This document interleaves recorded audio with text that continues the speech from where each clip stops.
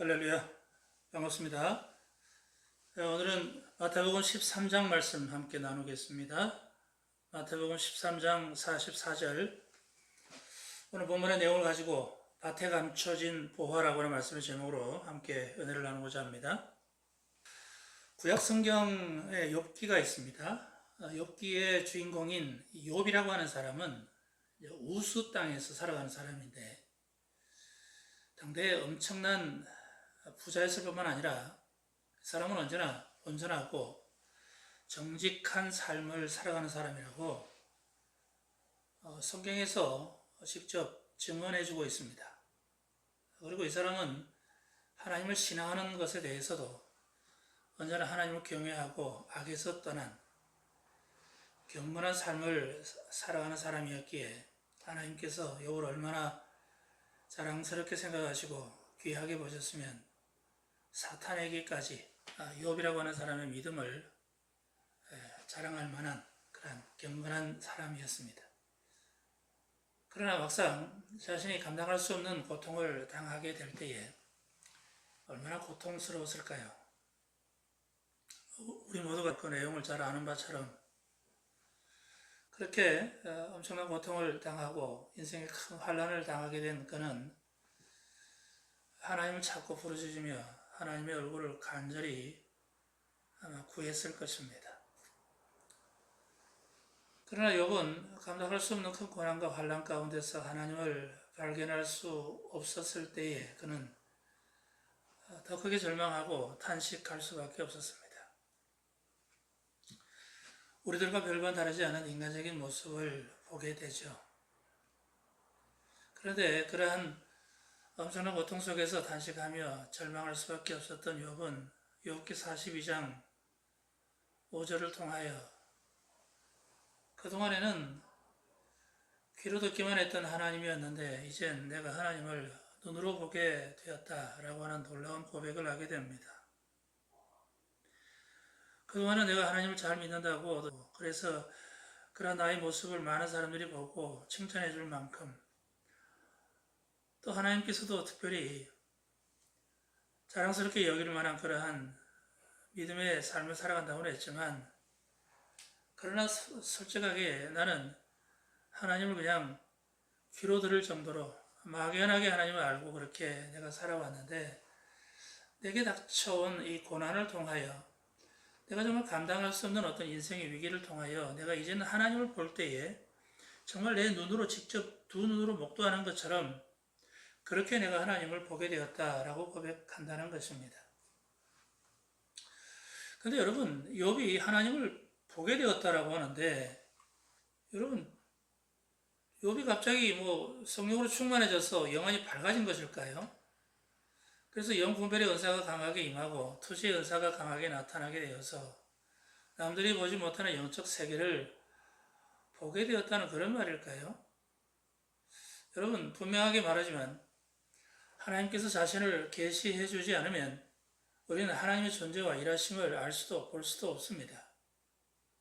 하나님께서 자신을 드러내시고 하실 일에 대하여 우리에게 계시해 주시는 것만큼만 우리는 알 수 있는 것입니다.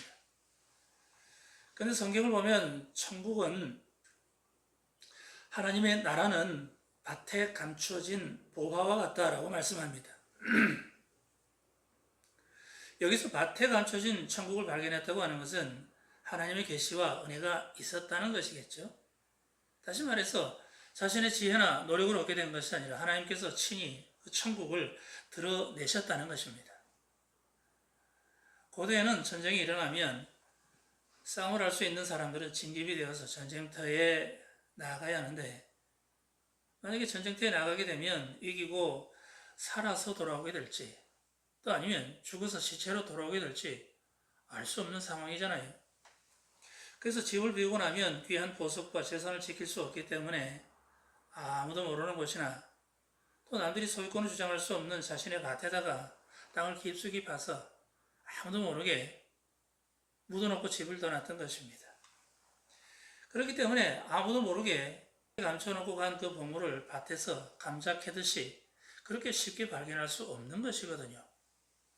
그러니 남의 밭에 그것도 은밀하게 숨겨져 있는 것을 발견하게 되었다면 감추어진 비밀을 하나님께서 드러내셨다는 것이겠죠.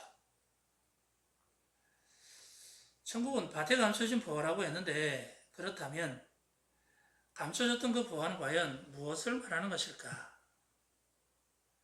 다른 표현으로 질문을 한다면 무엇으로 천국을 볼 수 있고 무엇으로 천국을 이룰 수 있는가? 감추인 보화와 같은 천국, 그것은 한마디로 예수 그리스도께서 십자가에서 흘려주신 보혈을 말합니다.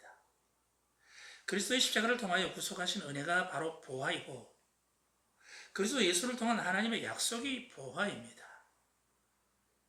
이러한 하나님의 일하심과 은혜를 깨닫고 믿을 수 있도록 하나님께서 우리에게 선물로 주신 그 믿음이 바로 보화인 것입니다.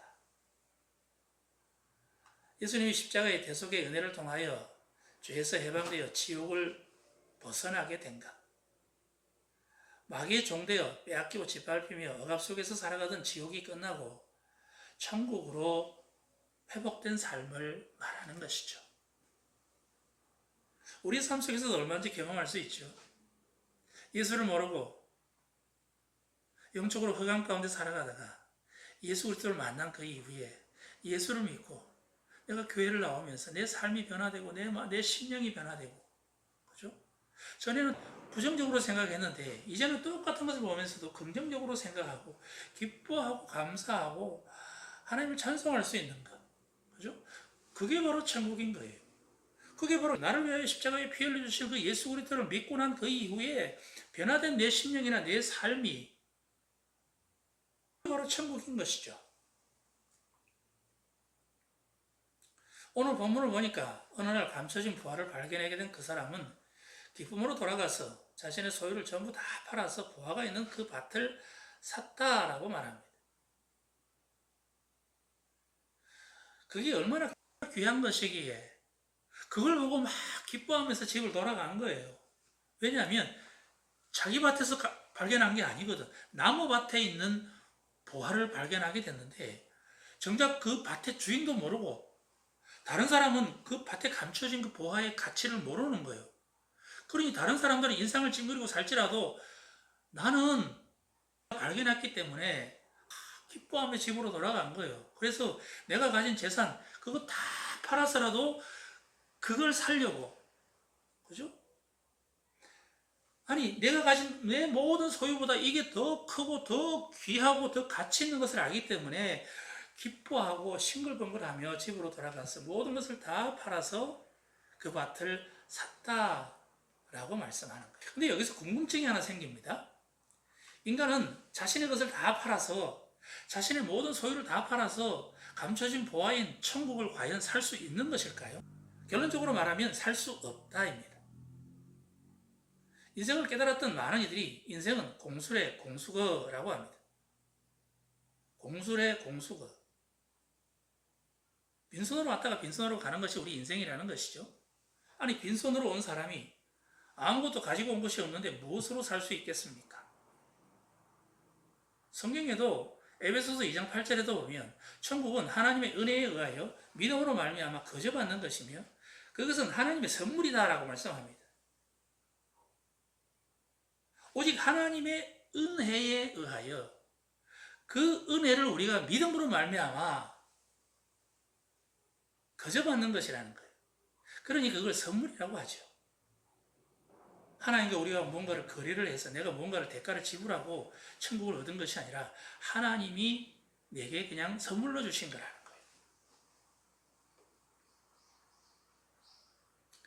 천국은 내 것으로 뭔가 대가를 지불하고 사는 것이 아니라 하나님께서 은혜로 주셨다는 것이죠. 그렇게 본다면 자기 것을 팔아서 샀다라고 하는 말의 의미는 하나님의 말씀을 믿는 것 이외에 그 어떤 것도 보태지 않는 오직 믿음, 나의 행위를 통하여 얻을 수 있는 것이 아니라 오직 믿음으로 천국을 얻게 된다는 것입니다. 이 믿음은 아브라함에게 있어서는 말씀을 들은 즉시 본토의 친척과 아비의 집, 즉 고향을 떠났다는 것이었고 내 모든 기득권과 소유를 심지어는 하나밖에 없는 독자 이삭까지도 포기하는 것이었습니다. 그걸 보고 믿음이라고 하는 것이죠. 모세에게 있어서의 믿음은 애굽왕 바로의 공주의 아들로 살아가면서 얼마든지 대접받고 영광받을 수 있는 그런 삶을 포기하고 오히려 하나님의 백성과 함께 고난받기를 선택한 것이 바로 믿음인 것입니다. 믿음은 나는 강고도 없고 오직 예수만 드러내는 것입니다. 믿음은 주 예수 그리스도의 십자가만을 자랑하는 것입니다.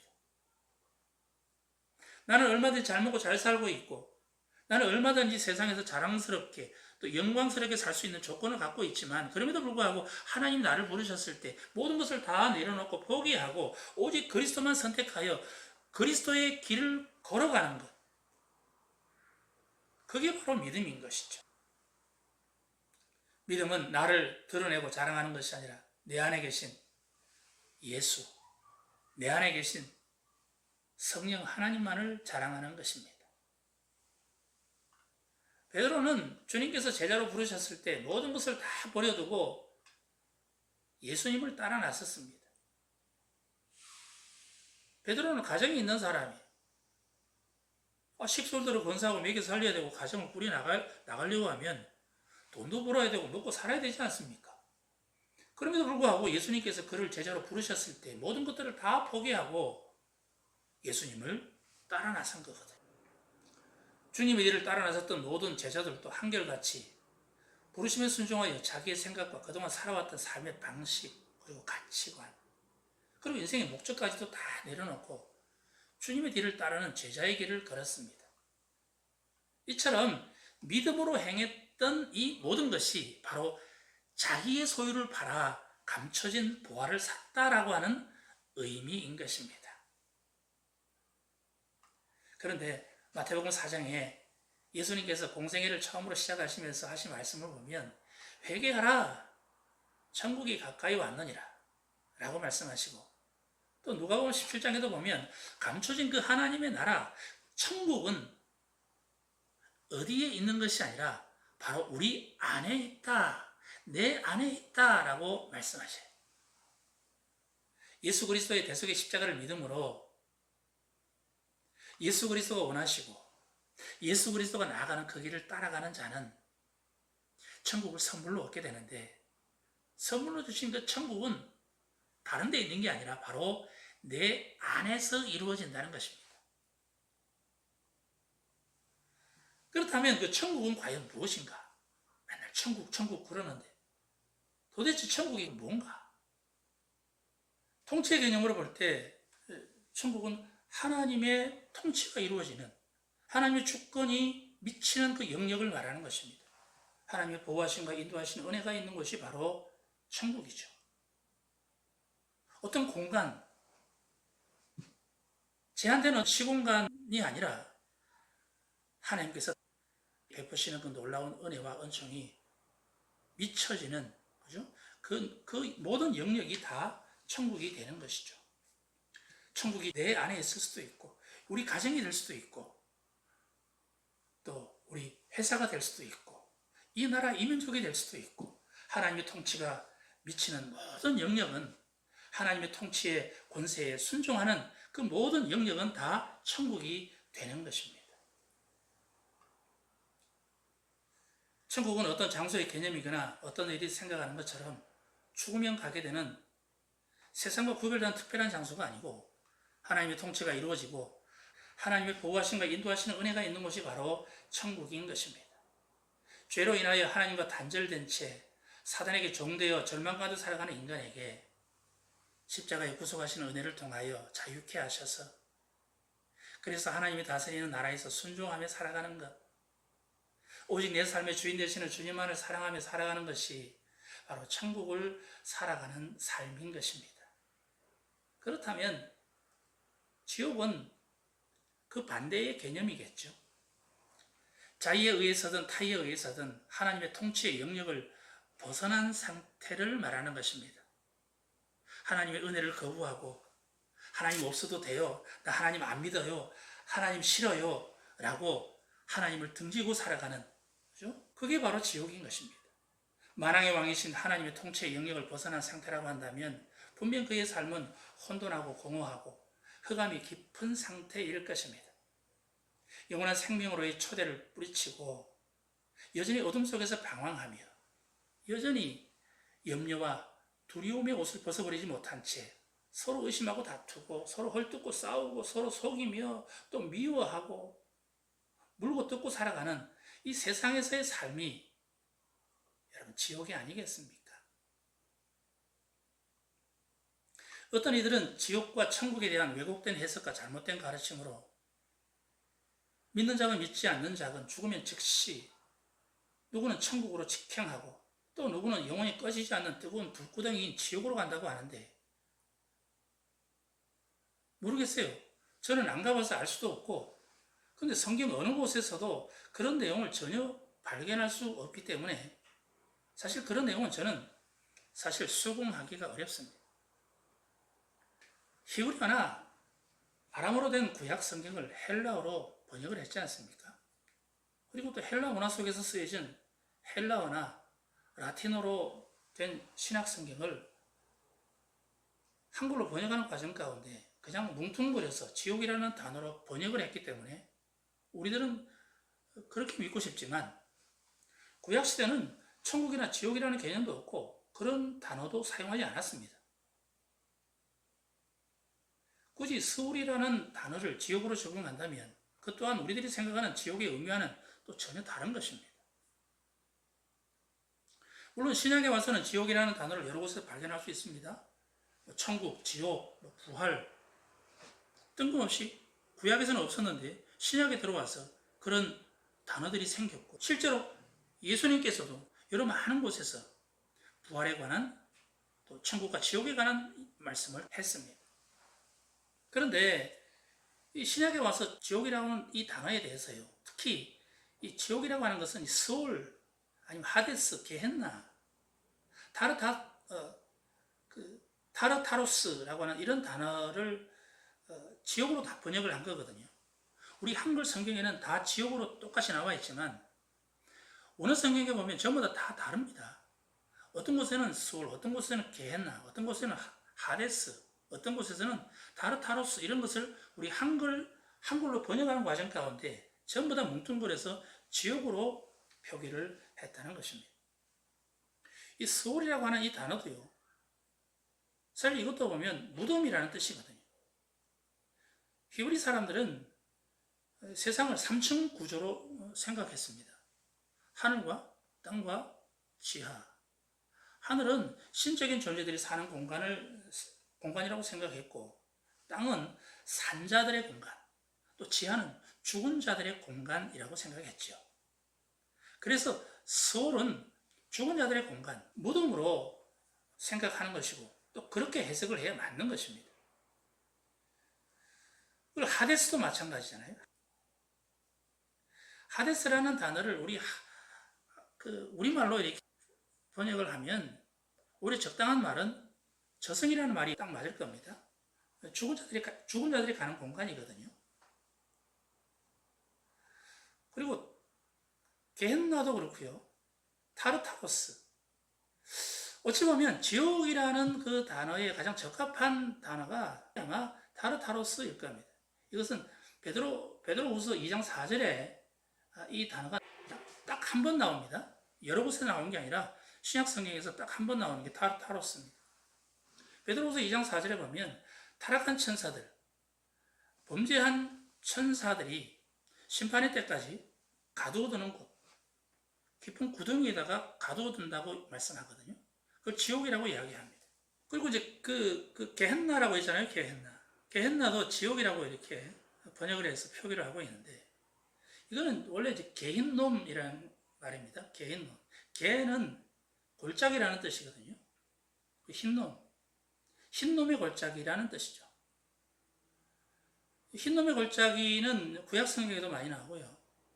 신약 성경에도 나오고 그렇습니다. 이게 실질적인 장소입니다. 예루살렘 그 남서쪽에 그 위로부터 아래로 쭉 이렇게 아래쪽 방향으로 내려오는 긴 이렇게 골짜기입니다.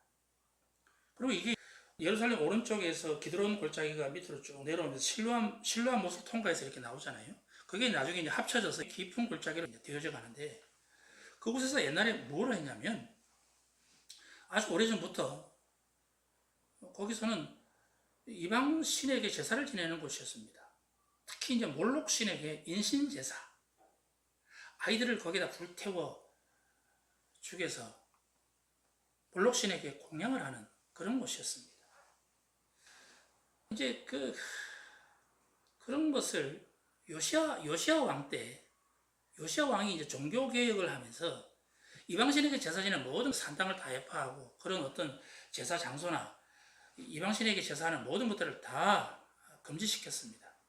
산당을 다 회파하고 제사 장소도 다 회파하고 해서 절대 하지 못하도록 금지를 했죠. 그래서 이제 몰록 신에다가 제사를 지내는 인신 제사는 그쳐졌지만 그 장소에서 무엇을 했냐면 그 이후로는 사형수의 시체를 소각하는 그런 장소, 그리고 짐승의 사체를 태우는 그런 장소로 사용을 했습니다. 그리고 예루살렘 성에서 나오는 모든 쓰레기들, 폐기물들 이런 것들을 다 거기다 갖다 버리는 거예요. 그래서 불로 태워서 없애고 매일매일 시체를 태우고요. 짐승들을 태우니 이글이글 타는 그 불꽃들, 그 연기들, 그 냄새들, 악취가 여러분 얼마나 진동을 했겠습니까? 또 그 모습들을 보는 사람들의 표정은 어떻겠습니까? 그걸 보면서 웃으면서 봤겠어요? 인상을 찌푸리며, 그죠? 얼마나 끔찍한 장면을 많은 사람들이 목도했겠습니까? 그러니 거기에서는 매일 냄새가 나고요, 연기가 피어오르고요, 불꽃이 막 홀홀 타오르고요, 벌레가 드글거리고요.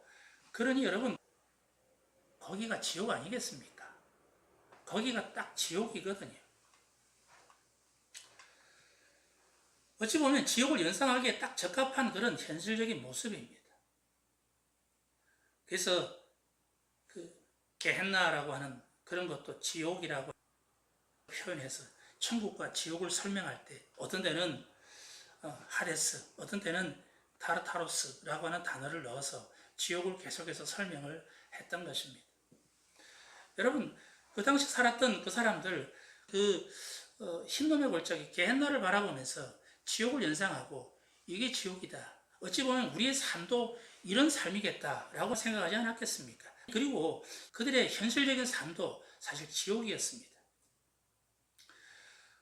여러분, 북이스라엘이 BC 722년에 멸망하지 않았습니까? 아수르를 통하여 멸망을 했거든요. 근데 그때는 북이스라엘만 멸망을 했습니다. 남유다는 BC 586년에 바벨론을 통하여 멸망을 하게 되는데 그것을 보고 어떤 사람들은 착각을 합니다. 북이스라엘은 하나님께 범죄하여 하나님께서 아수르를 통하여 멸망하게 하셨다. 물론 그것도 맞을 겁니다. 하나님 모든 섭리 안에 하나님이 역사를 주관하시는 가운데 그들을 심판하시는 것 맞습니다. 그런데 그 당시에 나라가 큰 것도 아니고요, 멀리 떨어진 나라도 아니고 딱 붙은 나라 아닙니까? 북이스라엘 멸망했으면 바로 그 앞에는 남유다거든요. 근데 남유다는 왜 멸망을 하지 않았나? 왜 586년에 바벨론에 멸망되기까지 그들은 살아남았나? 여러분, 남유다는 아수르에게 조공을 바치기로 맹세를 했거든요. 나는 당신의 종입니다. 라고 거기서 무릎 꿇고 조공을 바쳤기 때문에 살아남은 거거든요. 그리고 남유다는 바벨론에 의해서 멸망을 당했고, 그리고 나중에 또 페르시아에 의해서 바벨론이 멸망을 당합니다. 바벨론에게 그들이 멸망을 당했을 때는요, 많은 사람들이 포로로 잡혀갔습니다. 그죠? 포로로 잡혀가서 70년 동안 포로 생활을 했습니다. 그리고 이제 나중에 페르시아가 제국을 세워서 모든 패권을 다 잡았을 때, 그때는 페르시아 제국은 포로 귀환 정책을 했습니다. 바벨론처럼 잡아간 게 아니라 잡혀온 사람들을 본국으로 다 송환하는 것이죠. 물론 하나님의 역사입니다. 하나님께서 당신의 백성들을 포로로 잡혀가고 멸망당하는 그 과정들을 통하여 하나님께서 다루시고 가르쳐서 하나님이 다시 귀환을 시켰잖아요. 그리고 나서 또 페르시아 제국은 헬라 제국에 의해서 또 멸망을 당하게 됩니다. 헬라 제국은 알렉산더가 정복하고 다스렸던 기간 그렇게 길지 않습니다. 알렉산더가 죽고 나서 그 휘하에 있던 4명의 장군을 통하여 헬라 제국이요 분리가 됩니다. 그죠? 포톨레미, 셀루쿠스, 카산더, 또 누구 이렇게 해서 4개의 나라로 유럽 쪽으로 그리스 이렇게 그 인근으로 해서 유럽 쪽으로 2개 나라가 있고요. 아수르 쪽으로 해가지고 셀루쿠스, 그 다음에 이집트 쪽으로는 포톨레미, 그렇게 해서 분할이 되죠. 왜 제가 이런 소리를 하냐면 그들은 외세에 의해서 계속 짓밟히는 삶을 살았거든요. 멸망을 당하거나 빼앗기거나 약탈당하거나 죽임을 당하거나 포로로 잡혀가거나 비참한 삶을 살았거든요. 단 하루도 그들은 천국을 구경도 못했습니다. 천국 같은 삶을 경험해본 바가 없습니다. 모든 삶이, 모든 인생의 과정이, 모든 시대의 역사가 그들은 지옥의 삶을 살았거든요. 결정적인 것은요, 헬라 제국, 셀루쿠스 왕조의 누구죠? 안티오코스인가요? 그 왕에 의해서요, 그 예루살렘 성전이요, 완전히 유린당하잖아요. 제우스 신상을 거기다가 세우고요, 돼지 피를 그냥 성전에다가 다 뿌리고요, 하나님의 나라, 하나님의 성전, 하나님의 백성들을 정말 욕보였거든요. 그걸 보고 마따디아라고는 제사장 그 가문, 나중에 이제 하스몬 왕조가 되잖아요. 그 사람들이 들고 일어나서요, 그렇게 해서 마카비 혁명이 일어나지 않습니까? 마카비 혁명이 일어나고 그 뒤로도 계속해서 여러 가지 많은 고난들을 당하게 됩니다. 여러분, 혁명을 일으켰다고 해서 그게 다윗의 영광을, 하나님 나라를 회복하는 그런 상황이 아니잖아요. 계속 쫓기고 죽임을 당하고 핍박을 당하고 그런 삶을 살았거든요. 그러다가 또 나중에 로마 제국에 의해서, 그죠? BC 63년에 폼페이우스에 의해서 그 예루살렘 성이 함락을 당하게 됩니다. 그리고 AD 66년부터 135년까지 유다전쟁이 있었거든요. 1차, 2차, 3차, 3번에 걸쳐서 유다전쟁이 있었습니다. 유대인들의 그 봉기가 일어난 거죠. 정상적인 전쟁을 할 수가 없는 거죠. 어떻게 로마 군대하고 싸울 수 있겠습니까? 그죠? 그들이 너무나도 핍박당하고 너무나도 많은 고통을 당하고 그러니까 그들이 민중 봉기를 일으킨 거거든요. 근데 그걸 유다전쟁이라고 하는데 사실 그건 전쟁이라고 할 수 없습니다. 얼마나 고통이 컸으면 조금이라도 이렇게 한번 살아보려고 몸부림치는 거거든요. 1차, 2차, 3차. 그러니 여러분, AD 135년까지 그러한 고통의 세월들이 계속 지나왔는데 그 당시 예수님의 그 당시에 또 성경에 기록된 이 당시에도 그러한 전쟁의 내용이나 정치적인 내용들은 일일이 기록하지는 않았지만 역사적인 배경 가운데는 지금 정치적인 탄압, 그 핍박이, 고통이 계속되고 있는 상황이었거든요. 그 어려운 고통 속에서 살아가는 백성들에게 지금 천국을 말씀하고 있거든요. 그 지옥과 같은 삶을 살아가는 그 사람들에게, 절망 가운데 살아가고 있는 그들에게 천국을 지금 설명하고 있는 거예요. 오늘의 삶은 고통스럽고 힘들지만 그리스도 예수를 통하여 너희 심령 가운데 천국이 임했다. 너희 가정에 천국이 임했다. 이 나라와 이 민족 가운데 천국이 임했다. 그러니 참고 인내하고 오늘을 믿음으로 우리가 견뎌내자. 장차 주님의 날, 하나님 나라가 회복될 그날에 우리는 온전한 천국을 누릴 수 있다. 그러나 그때만 천국이 아니라 지금 너희 안에 천국이 있다. 그러니 그 천국을 너희 가슴속에, 너희 마음속에 받아들이라, 모셔드리라. 그래서 천국을 너희 것으로 만들어라 라고 지금 주님이 말씀하고 계시는 거거든요.